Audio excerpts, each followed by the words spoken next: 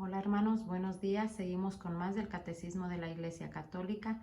Hoy leeremos del numeral 1095 al 1107. Numeral 1095.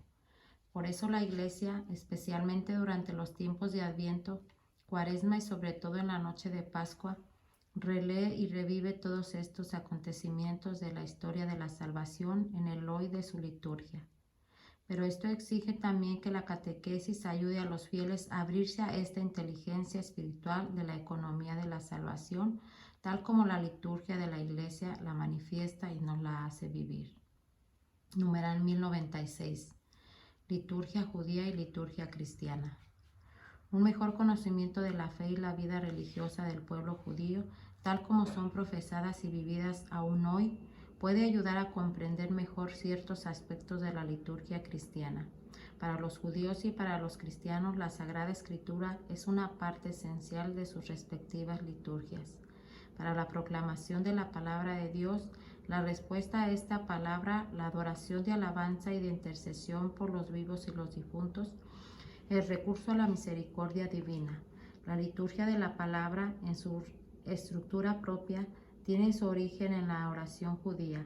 La oración de las horas y otros textos y formularios litúrgicos tienen sus paralelos también en ella, igual que las mismas fórmulas de nuestras oraciones más venerables, por ejemplo, el Padre Nuestro. Las plegarias eucarísticas se inspiran también en modelos de la tradición judía, la relación entre liturgias judía y liturgia cristiana, pero también la diferencia de sus contenidos son particularmente visibles en las grandes fiestas del año litúrgico como la Pascua. Los cristianos y los judíos celebran Pascua de la historia orientada hacia el porvenir de los judíos. Pascua realizada en la muerte y resurrección de Cristo en los cristianos, aunque siempre en espera de la consumación definitiva. Numeral 1097. En la liturgia de la Nueva Alianza. Toda acción litúrgica, especialmente la celebración de la Eucaristía y de los sacramentos, es un encuentro entre Cristo y la Iglesia. La asamblea litúrgica recibe su unidad de la comunión del Espíritu Santo, que reúne a los hijos de Dios en el único cuerpo de Cristo. Esta reunión desborda las afinidades humanas, raciales, culturales y sociales. Numeral 1098. La asamblea debe prepararse para encontrar a su Señor. Debe ser un pueblo bien dispuesto.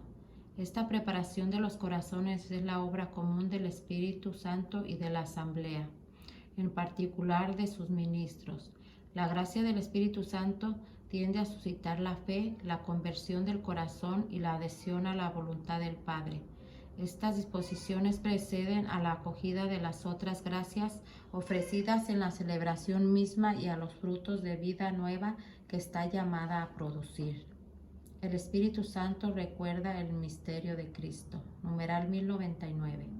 El Espíritu y la Iglesia cooperan en la manifestación de Cristo y de su obra de salvación en la liturgia, principalmente en la Eucaristía y analógicamente en los otros sacramentos. La liturgia es memorial del misterio de la salvación. El Espíritu Santo es la memoria viva de la Iglesia. Numeral 1100. La palabra de Dios. El Espíritu Santo recuerda primeramente a la asamblea litúrgica el sentido del acontecimiento de la salvación, dando vida a la palabra de Dios que es anunciada para ser recibida y vivida. La importancia de la Sagrada Escritura en la celebración de la liturgia es máxima. En efecto, de ella se toman las lecturas que luego se explican en la homilía y los salmos que se cantan. Las preces, oraciones e himnos litúrgicos están impregnados de su aliento y su inspiración. De ella reciben su significado las acciones y signos. Numeral 1101. El Espíritu Santo es quien da a los lectores y a los oyentes, según las disposiciones de sus corazones, la inteligencia espiritual de la palabra de Dios a través de las palabras, las acciones y los símbolos que constituyen la trama de una celebración. El Espíritu Santo pone a los fieles y a los ministros en relación viva con Cristo, palabra e imagen del Padre, a fin de que puedan incorporar a su vida el sentido de lo que oyen, contemplan y realizan en la celebración. Numeral 1102.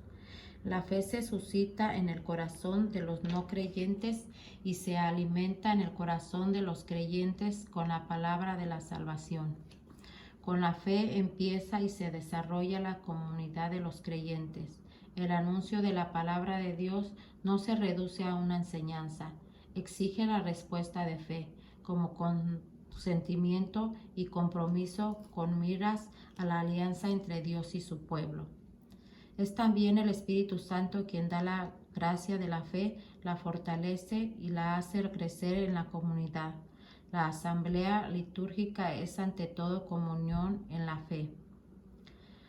La anamnesis, la celebración litúrgica, se refiere siempre a las intervenciones salvíficas de Dios en la historia. El plan de la revelación se realiza por obras y palabras intrínsecamente ligadas. Las palabras proclaman las obras y explican su misterio en la liturgia de la palabra. El Espíritu Santo recuerda a la asamblea todo lo que Cristo ha hecho por nosotros, según la naturaleza de las acciones litúrgicas y las tradiciones rituales de la Iglesia. Una celebración hace memoria de las maravillas de Dios en una anamnesis más o menos desarrollada. El Espíritu Santo, que despierta así memoria de la Iglesia, suscita entonces la acción de gracias y la alabanza. El Espíritu Santo actualiza el misterio de Cristo. Numeral 1104. La liturgia cristiana no solo recuerda los acontecimientos que nos salvaron, sino que los actualiza, los hace presentes. El misterio pascual de Cristo se celebra, no se repite. Son las celebraciones las que se repiten. En cada una de ellas tiene lugar la efusión del Espíritu que se actualiza el único misterio. La epiclesis es la intercesión mediante la cual el sacerdote suplica al Padre que envíe el Espíritu Santificador para que las ofrendas se conviertan en el cuerpo y sangre de Cristo y para que los fieles, al recibirlos, se conviertan ellos mismos en ofrenda viva para Dios. Numeral 1106. Junto con la anamnesis, la epiclesis es el centro de toda celebración sacramental y muy particularmente de la Eucaristía. Preguntas: ¿cómo el pan se convierte en el cuerpo de Cristo y el vino en sangre de Cristo? Te respondo: el Espíritu Santo irrumpe y realiza aquello que sobrepasa toda palabra y todo pensamiento, que te baste oír que es por la acción del Espíritu Santo, de igual modo que gracias a la Santísima Virgen y al mismo Espíritu, el Señor por sí mismo y en sí mismo asumió la carne humana. Numeral 1107. El poder transformador del Espíritu Santo en la liturgia presura la venida del reino y la consumación del misterio de la salvación. En la espera y en la esperanza nos hace realmente anticipar la comunión plena de la Trinidad Santa, enviado por el Padre, que escucha la epiclesis de la Iglesia, el Espíritu de la vida a los que lo acogen y constituyen para ellos ya desde ahora las arras de su herencia. Bueno, hermanos, por hoy es todo. Seguimos con más del Catecismo de la Iglesia Católica. Dios los bendiga.